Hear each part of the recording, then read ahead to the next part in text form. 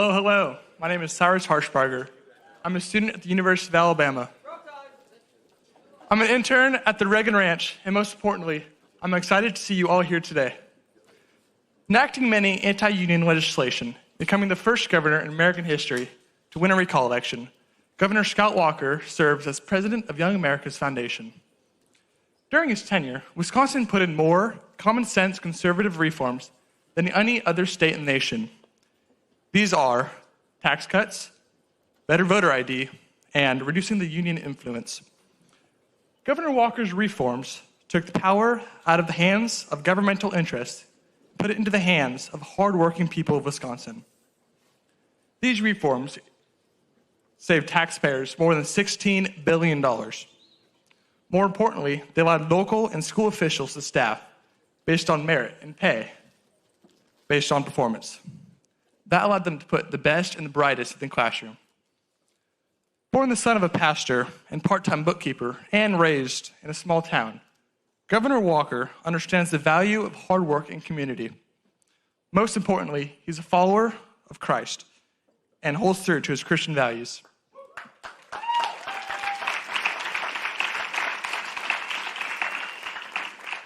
He can relate to conservative students who are targets of intimidation. As Governor Walker likes to say, if you're under attack, YAF's got your back. Ladies and gentlemen, Governor Scott Walker.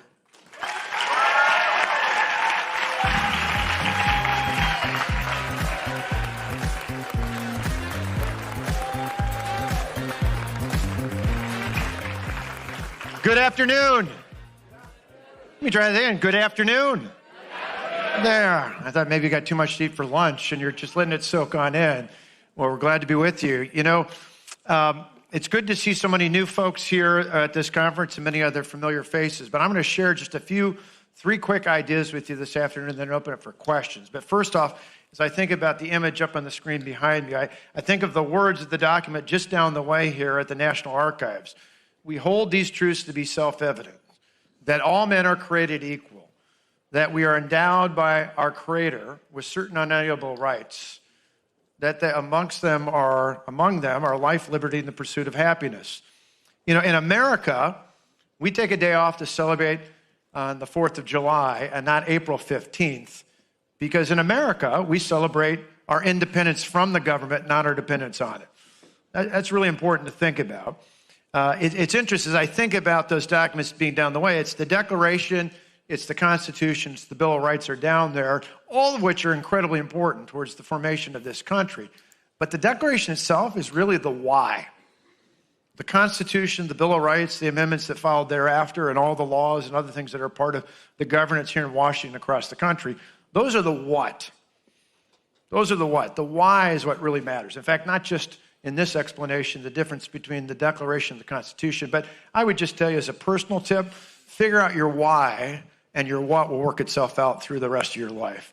Not just in government, not just in professional business or whatever else you might be in, but in life. And so the why is what matters. A lot of times you'll hear people complain about the Constitution, about our founders, and they all were certainly imperfect. I got to tell you personally, I don't know of a person who's walked on this planet since about 2,000 years ago who's perfect. All the rest of us, including all of us here, are imperfect people. And so there's things you can point to in our founders. There are things that you can even point to in the compromise that brought about the U.S. Constitution and the actions since then that are far from perfect.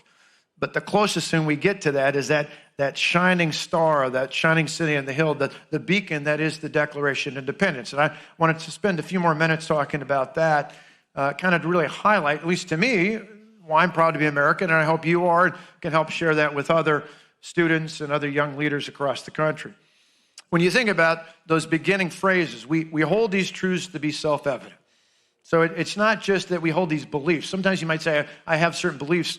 No, what they said, what Thomas Jefferson wrote and they signed off on in that Declaration of Independence on July 4, 1776, was we said we hold these truths to be self-evident. They're clear, they're precise, they're certain.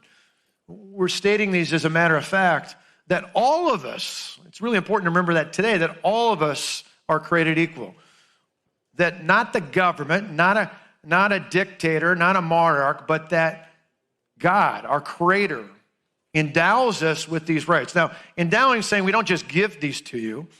Endowing is sharing. It's kind of like when you provide. If in your family, when you were young, maybe it's your parents, your grandparents, your family members provided with a home. That's different than just giving you a house or a shelter. They're providing you with a home. That's what endowing means. They're saying that God endowed us, provided us with this, more than just giving us rights, said, you are my children and I'm endowing you with these rights. Of course, then they went on to say, not the least of which is life, liberty, and the pursuit of happiness. And so it's really important to think about that document. In contrast, you probably have seen on your campuses, maybe even heard before you went off to college and high school, maybe even middle school, certainly on social media, traditional corporate media and elsewhere, all this talk about how awful America is. You hear about it from some of the leaders of BLM, who, by the way, this isn't conspiracy, are on tape saying they're self-identified Marxist organizers. You hear it about critical race theory. You might hear it from others pushing the 1619 Project. I'm convinced all of that's part of a larger strategy to try and divide Americans, one group versus another, instead of learning from the things that put us on the path towards a more perfect nation. They'll talk about the compromise of the Constitution. They'll talk about slavery and other ills that were involved with some of the founders along the way, which completely, personally, I denounce, as I would imagine all of you do as well. But they lose sight of how important that declaration was, the why. I drive the left crazy every year on Juneteenth Day. I point out that you wouldn't have Juneteenth Day if you didn't have the Independence Day before it. That Abraham Lincoln, just down the way here in the White House, in signing that Emancipation Proclamation, did so pointing to the Declaration of Independence, saying this was yet another fulfillment on our path towards a more perfect nation. It's why our founders were smart enough, even though they knew it was a compromise to get things passed through those representatives of the 13 original colonies, that to get a constitution passed, they had to make some compromises, but they set up a way to change it. Difficult as it was, and we all know most certainly that over the course of our history, 249 plus years now, we've only had 27 ratified amendments to the U.S. Constitution. Really only 17 after the first Bill of Rights. It was a difficult process, but one in which, when necessary, could be made. The 13th, the 14th, the 15th Amendments in particular important. I mentioned Lincoln pushing for changes to make sure that slavery was abolished, and not just that those individuals would no longer be enslaved, but they would have property and eventually voting rights. Years later, about a century ago, similar changes were made with the 19th to ensure that not just men, but women had the right to vote in this great country. All those things go back to that Declaration of Independence, that American promise that wasn't fulfilled originally, but has been on that path towards a more perfect nation. These are things that make me proud to be an American. You see, next year we'll celebrate the 250th anniversary of this nation, but more than just a big birthday party. Some call it America at 250. We're going to start out a process. We'll lay it out more this fall and towards the beginning of 2026. But we're going to have a program that Young America's Foundation is involved with all of your help and assistance. And one of the first events will be in Nashville, Tennessee, where we'll have some of our friends from the Daily Wire helping us with freedom at 250. Freedom at 250. And one of the questions we're going to pose to you and other students is, what would we do to defend freedom today? Because you think about those folks that gathered in the Philadelphia State House, now known as Independence Hall, and think about the sacrifices they made for the freedoms we hold dear today and far too many of our fellow Americans take for granted. I don't know about all of you, but a long, long time before you were kids, I was a kid. And I remember growing up, I probably was a little bit of a geek in this regard. I thought of our founders like superheroes, bigger than life, almost like action figures. I actually had a bunch of little figures of Washington and Jefferson, along with Batman and Superman and all those others along the way. And I was mentioned in the introduction, my dad was a preacher in a small town. My mom was a bookkeeper. We didn't have a lot of money.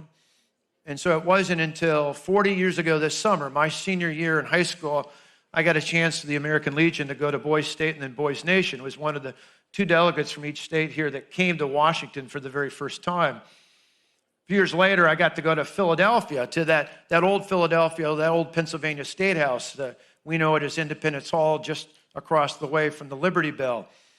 I got up early in the morning. I went up super pumped up. I was there right when the first park ranger was out, and I went into a room, and if any of you have been there, if you haven't, you should go. It's not much bigger than this stage. Yeah, the desks are older, and they're a little bit worn along the way, but they're not unlike the chairs you're sitting in now. It reminded me these were people just like us. Ordinary people in some regards, but extraordinary in a much larger sense. You see, these patriots that gathered in that hall some 250 years ago were individuals who didn't just risk their political careers. They didn't just risk their business ventures. They literally risked their lives for the freedoms we hold dear today. I carry with me a copy of the Constitution. It can come in any different form.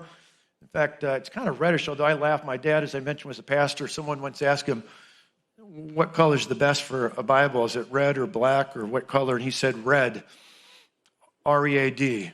I'd say the same thing's true of the Constitution, the Declaration, and all of our other great documents that you can carry around. And so I thought in particular, I alluded to the beginning of the Declaration of Independence, but if you read at the end, and it's worth redoing, we started this tradition a few years ago at Young America's Foundation. We had an event on Independence Day where we divided it up amongst about a dozen different people, and we read the entire Declaration. It takes about 10 minutes to do. It's worth doing. Do it with your friends, do it with your family, do it with your community. Don't just do the beginning. We get that part. We understand that part. We should talk about that part. But it lays out all the grievances against Great Britain, more so than just the UK against the monarchy, which is important to remember what we were fleeing from, what we were seeking our independence from. And then at the very end, these words are really important to remember. Jefferson wrote, and they approved, and for the support of this declaration, with a firm reliance on the protection of divine providence, we mutually pledge to each other our lives, our fortunes, and our sacred honor. Why do I allude to that? Well, again, these guys risk it all. They risk it all for the freedoms that we enjoy today. Now, similarly, I want to show you another image up on the screen, and that's not just of the Declaration thinking about the founding of this country, but for those, speaking of a risk, for those individuals who risk it all, that was the members of the military. One of the cool images, maybe some of you saw on social media about a month and a half ago, on June 14th, which just happened to be Flag Day and President Trump's birthday, we also, right here in this city and all across America, I wasn't here, I was elsewhere, but we celebrated not just Flag Day, not just President Trump's birthday, but the anniversary of the United States Army. Turned 250 years old, right? I like that image up there because you can see on one end, you see the guy representing the Army at the time of the Revolution. You see the Civil War. You see all the different wars and conflicts all the way through modern time. And while that was an image reflective of those who've served and served today in the United States Army, I would include all those serving today in all the different branches. Really remarkable reminder that here in America today, particularly today where we have a volunteer Army, volunteer Marine Corps, volunteer Navy, and Air Force, and even Space Force now, and Coast Guard, where we have an armed forces made up of volunteers from all across America, from all different backgrounds. These are people who are literally risking their lives, even as we speak, for the freedoms, again, I know in this room we hold dear, and far too many of our fellow Americans take for granted. Last night you saw the images from Normandy. I had a chance to go with the 25 great young leaders through Young America's Foundation who went on that trip back the first week of June. And hopefully, I'm looking at some of the next 25 who next June will be able to go there as well. But I talked about the lives of those individuals who are buried there at that cemetery at Normandy and others like this. In fact, for those of you staying, if you're on the south side of this hotel and you can look out at the mall, tonight if you get a chance, look out when you go back to your room and to the right, you'll see across the eclipse at the south end of the White House, past the Lincoln Monument, you can look up the hill. You can actually see above the Lincoln Memorial. You can see General Lee's old home. He fled during the Civil War. The United States government commandeered that property, and that's where today we call it Arlington National Cemetery. When you think of those men and women buried there, in Normandy and other cemeteries like that, not just across this country, but all around the world, it's really important to remember, this is the challenge I gave to the folks going off to Normandy in June, was live a life worthy of their sacrifice. Doesn't mean accept the things that you don't like about your government, whether it's here in Washington, whether it's in your state house, whether it's in your local government. Doesn't mean you should just blindly accept what's going on. Get involved, get engaged, not just in campaigns, but speak out at the hearings and public opportunities. But live a life worthy of their sacrifice. Don't take for granted the freedoms that we hold dear. So many men and women have sacrificed, and so many more have been willing to make that sacrifice. And so we should never forget that. They didn't just do this because someone forced them to. Overwhelmingly, the men and women who serve today are there because they believe in this nation. They believe in that Declaration of Independence. They believe in freedom and opportunity for all. And the other image I want to show you is, speaking of risk, is that of an image I remember from about 35 years ago. This was a time when you saw men and women fleeing Cuba. They're on these rafts that were barely able to float, going over shark-infested waters. They were fleeing from Cuba, going in most cases just to the south end of the United States, over in Florida. Why were they doing that? Why would someone risk their lives for that? Because they knew where they lived was full of oppression. Under Fidel Castro and communist Cuba, today, like many other places like it around the world, people who are promised power to the people really see the people living in fear and oppression and poverty, and the elite, the oppressors, living with the power and the finances and the opportunity. And they don't want that. They want to go to somewhere like America. And so at that time, that image to me was such a vivid one, not just back 35 years ago, but even many people today. You know, after my session, there's a breakout session with Daniel DiMartino. He's here throughout the week. Some of you have had him at campus. Some of you have heard him at other events. I would actually encourage you to, if you haven't, to get him to come to your campus. There's others like him, Yami Park. Daniel is an example. If you don't know anything about him, you'll hear some more in the breakout session. But he came from Venezuela. I won't give all of his story, but his grandfather in the mid-1950s came from Spain to Venezuela because back at that time, if you were Spanish-speaking, that was even more prosperous than the United States. Per capita income in Venezuela in the 1950s was higher in that part of the world than it was even in the United States. It was filled with, and still is, with abundance of being blessed by natural resources. There's abundant oil supplies and other natural resources. And yet today, Daniel is here because he fled like so many other Venezuelans. You don't hear much about it, but Venezuela is actually one of the largest refugee crises in the world. The reason you don't hear much about it is because typically the media hones in on refugee crises coming from natural disasters or coming from war-torn territories. Why don't you hear about it here when we talk about Venezuela? Because people are fleeing socialism. Socialism ruined that country.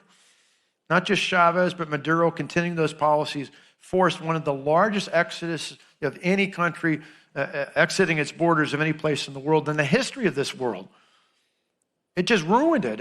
And Daniel talks about that, about what happened and how it happened to his family. It's one of the reasons why I love people like Daniel and Yami and others who can match the logic of why market-based capitalism is much better than government-driven socialism, match that with the emotion of having lived through it.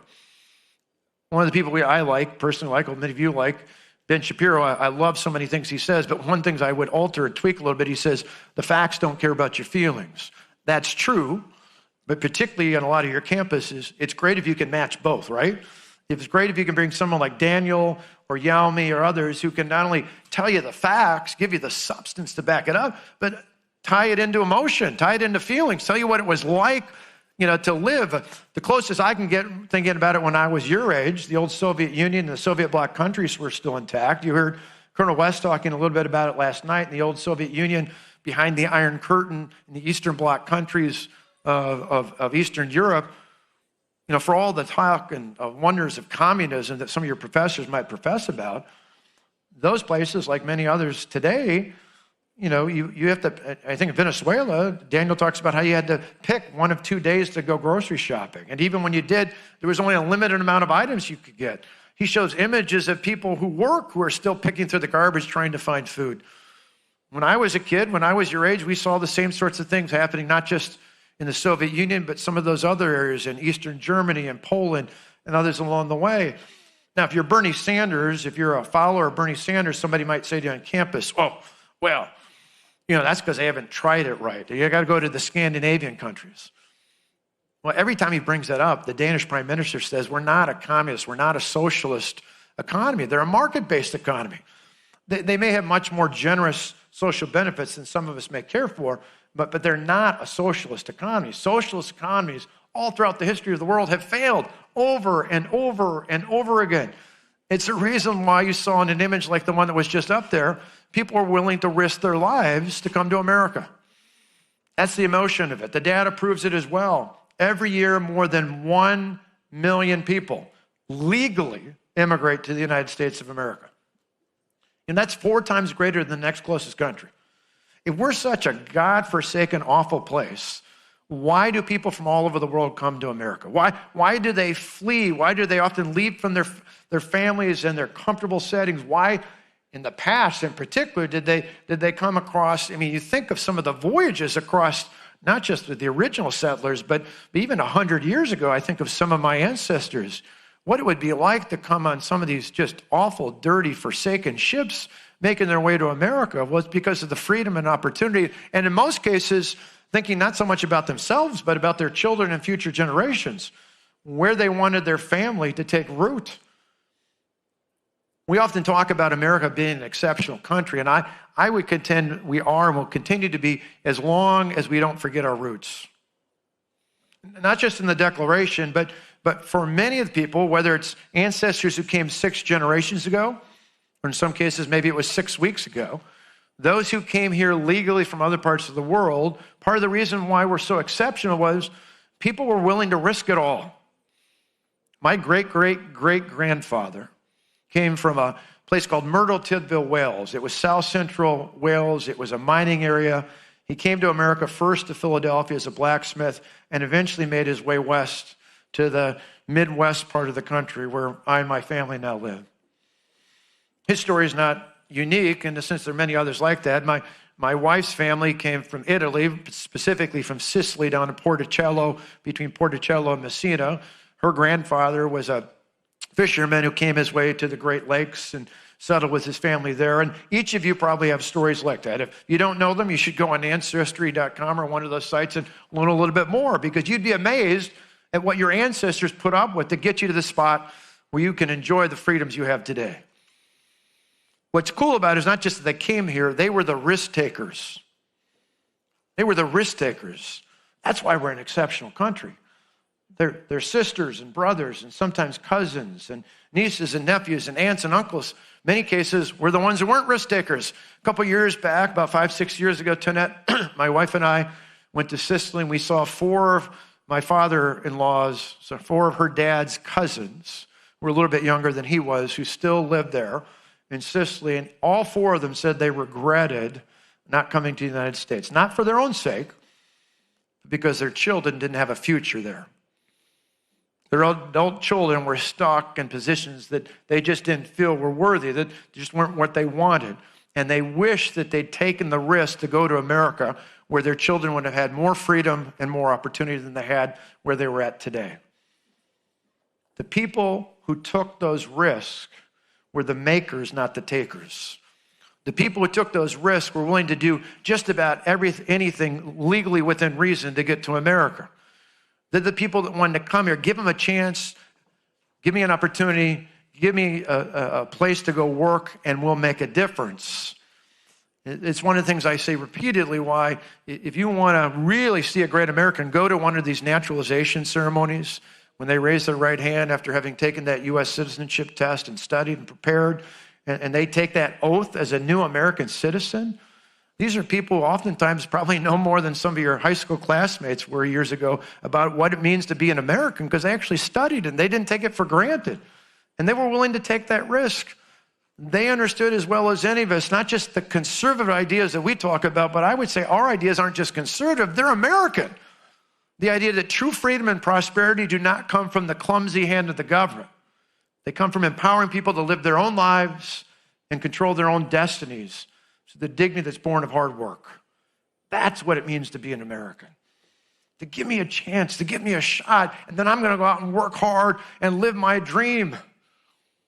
Someone asked me on a college campus not too long ago, what's the difference between a liberal and a conservative?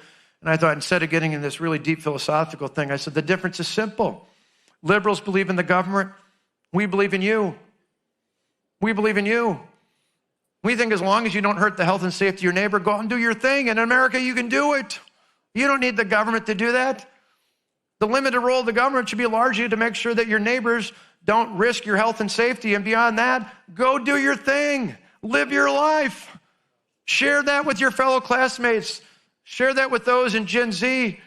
I think there's a hunger out there like none we've seen before. We see it on our YouTube channel, YAF TV. We've got nearly 2 million subscribers. Last year, I think we had like 2.6 million views on social media. I think that shows there's a hunger out there amongst your generation to say, I'm only getting one side of the story. I want to hear more than just what's at stake there. What I'm hearing from my professor in my class on social media and corporate media, I want to hear more than that.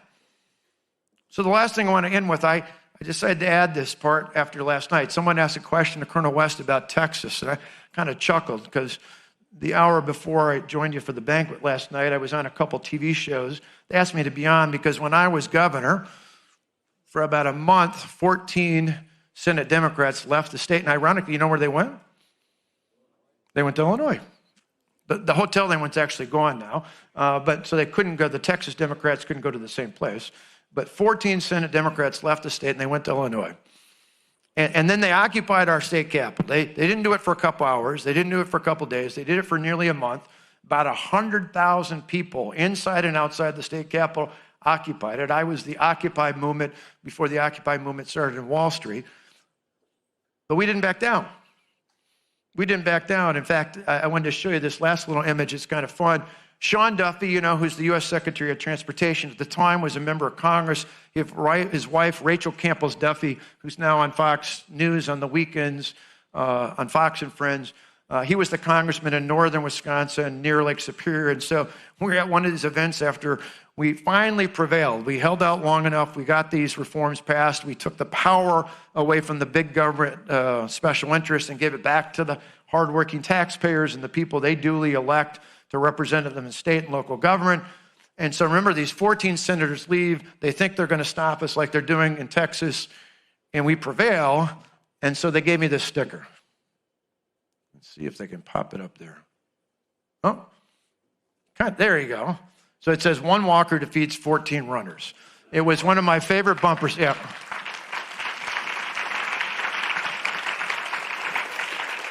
So I tell you that not to brag on what we did, but one, it was kind of funny, right? I mean, when Sean and Rachel gave it to me, I got a chuckle. I still have a copy of that. It's kind of funny. And it's timely in light of what's happening with Texas, but more than what's happening in Texas. When they put 100,000 protesters around our Capitol, when they protested in front of my home, not the governor's residence, but my actual home where my kids who were in high school at the time still went to school, when they issued death threats against me and my family, even to the point of one of them said they were going to gut my wife like a deer, when they did all these horrible, horrific things, why did they do that? They wanted to intimidate us, right? They wanted to intimidate us. And while it may not seem like the same thing, I think it very much is on your campuses, at your schools, in your communities, on social media. It may not be 100,000 protesters in your classroom, but depending on the professor, it may feel like it, right? It may feel like it. And so what I want to tell you is, don't back down. Don't back down. It may feel like the whole world is against you, but they're not. One of the coolest things about being at this conference is look around this room. We've never had as many students at this conference as we have right now in this city at this time in this year, and that's because there's a movement in America amongst your generation, and you guys are at the tip of the spear making it happen. Don't back down.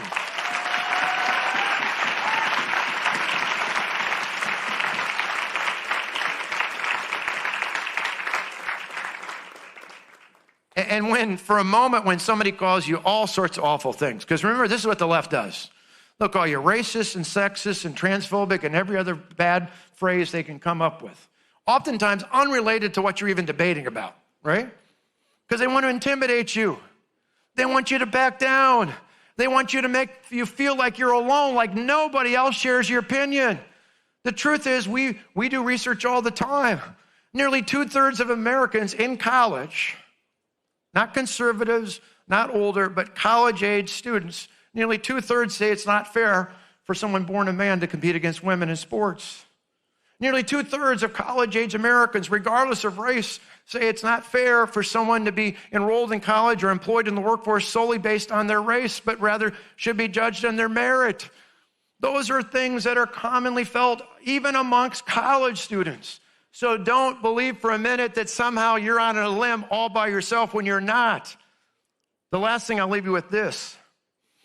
So there's lights on here, so I won't make them turn the lights off, but think about this for a minute. Okay, sometimes we used to talk about candles, but when you're at a concert, sometimes they'll still say, they used to do it all the time with us, but they'll tell you to put a light on, right? So they tell you to put a light on. Sometimes a slow song, people are going like this. So imagine nobody else is doing this in this room, the lights are off and it's just me. In a pitch black room, you can actually start to see a light. Now, a couple of you else, now a couple others put it on. A couple others put your phone on. You might have your phone off. Okay, I see one back there, one back there. Okay, see what happens? Even if all the lights are off, suddenly we can start to see around the room. You can see around the room. In fact, I remember growing up as a kid, we used to sing a song, okay, this little light of mine, I'm going to let it shine. Hide under a bushel more, I'm going to let it shine. That was about church and about Christ. But I'd say the same thing when it comes to the truth about America. You may feel alone. You may feel like nobody else on your campus shares your point of view. You may feel like all the intimidation world is coming right at you.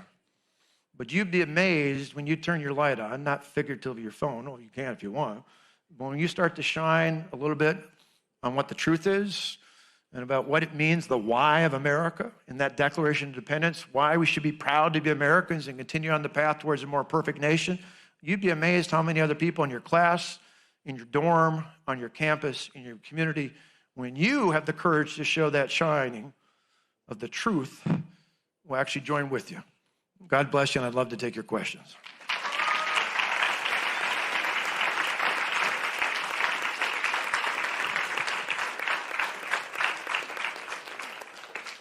We have time for a few questions.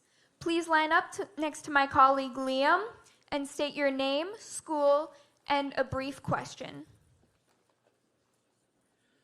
Thank you, Governor Walker. My name is Raider Myrie. I'm a student at the University of Alabama. Roll Tide. So in the past as governor, you've championed states' rights and federalism as core to our system. Do you believe that future conservative leaders and activists should continue to push this envelope further, even if it means moving away from national platforms and priorities? Yes. Although one thing I would qualify, I don't say the F word. I don't say that one either, but I don't say federalism, other than I just did. But you know why? Because you'd be surprised, most Americans actually think federalism means more federal government, not less. So what I do when I talk about that concept is, oftentimes if I was giving a speech about this, I'd take a dollar bill out of my pocket, take it out of your pocket, your wallet, your purse, whatever, hold it up and say, where would you rather spend this? Would you rather spend it in the school in your community or send it to Washington where you get pennies in the dollar back? It's one of the things I'm going to ask Linda McMahon, the Secretary of Education, about tomorrow because she's on the right side of this issue.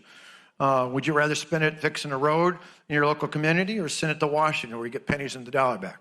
Would you rather send it to maybe help for your grandparents in the nursing home down the way in your county, or would you rather send it to Washington where you get pennies in the dollar back? So I think a lot of these issues, some people talk about ending the Department of Education. I don't talk about it. I said, let's send the money, the resources and the responsibilities back to the states, to the schools, to the districts, and most importantly, to the families. And I think when we champion issues like that, regardless of age, they're compelling. Thank you so much.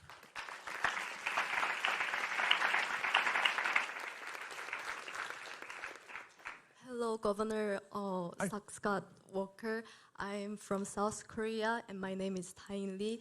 And first of all, I'm really thankful to United States for fight for South Korea freedom, and I bless America to keep the freedom fight. And this could be a little bit a deep question. So you know that the South Korea has a two nations, the South and North, right? And the reason why the U.S. Army is in the South Korea because to keep a communist the North Korean, right? So my question is, for the freedom of the North Korea, what role should America should take, and also how the South Korea and America could cooperate and drive out the evil government of North Korea? Thank you. Sure. Well, two things. One specific to the Republic of Korea, which commonly known as South Korea, and the larger context of not just for you, but I think a larger issue any of you can make a point on your campuses. The first part specifically, I've been to Seoul. I've been, more importantly, to Kunsan Air Base. So the 115th Fighter Wing out of Wisconsin, I went with them when they were deployed there and saw the F-16s that are part of the security force there. They rotate in not only active duty, but reserve and National Guard. And so I think America is going to continue to have that strong alliance, not just because of North Korea, but even because of the presence of Communist China, which I think is as big a threat as the old Soviet Union was, if not greater. The Communist Party, or the Communist Chinese Party, is, I think, the new evil empire. And so we need to have a presence there to push back on that.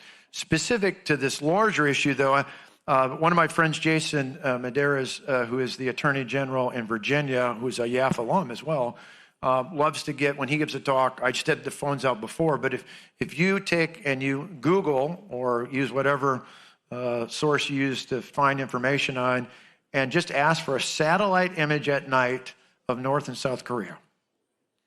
So you don't have to do it now if you get a break, or you can do it now if you want, but if you search on your search engine for satellite image of North and South Korea at night, what you'll see is North Korea at night is largely dark, and South Korea is overwhelmingly bright.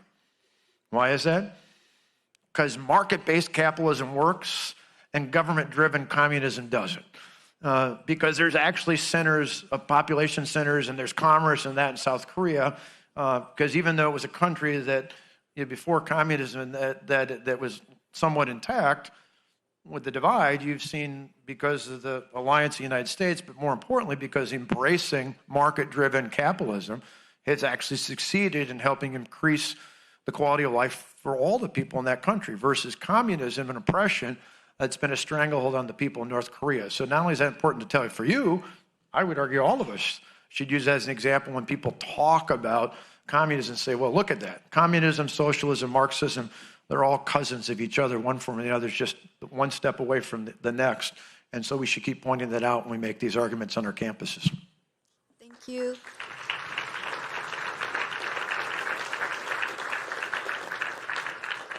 We have time for one last question. Good afternoon, Governor. Thank you for speaking to us. My name is Luke, and I'm from Christendom College in Virginia. So the liberal media likes to talk about something they call Christian nationalism, and they say it's a very bad and a dangerous phenomenon. So is there an actual Christian nationalism?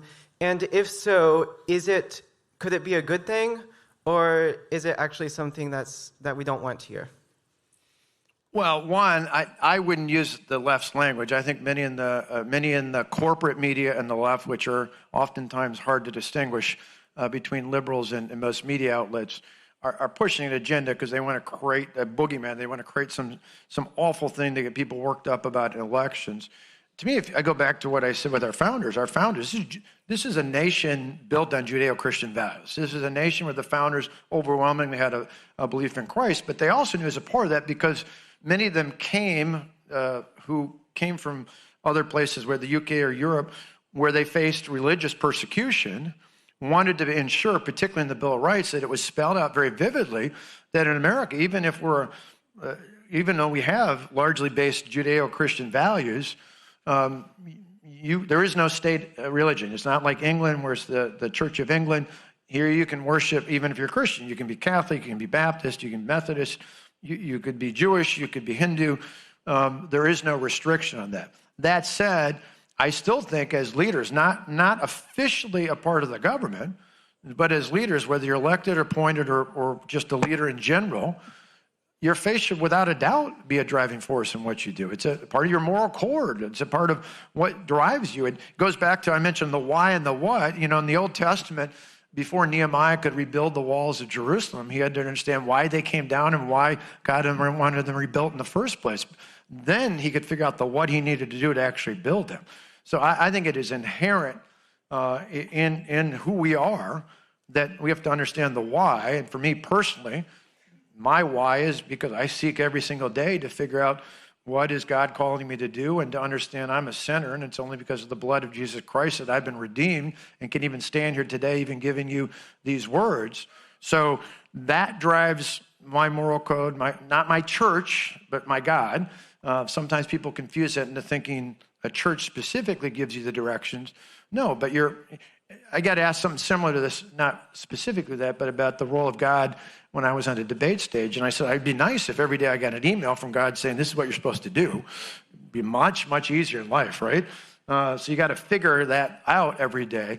But of course you need to apply that. But the distinction is that still you can honor what God's calling you to do and still be respectful of those in society who may not always share your views, but we're called to serve. Thank you. Thank you. Well, thanks. And with that, I just leave you this one parting thought. Go back, and whether it's a candle or your phone, let that be your image on your campus, is that at times you're going to feel like you're totally in the dark, but you're not.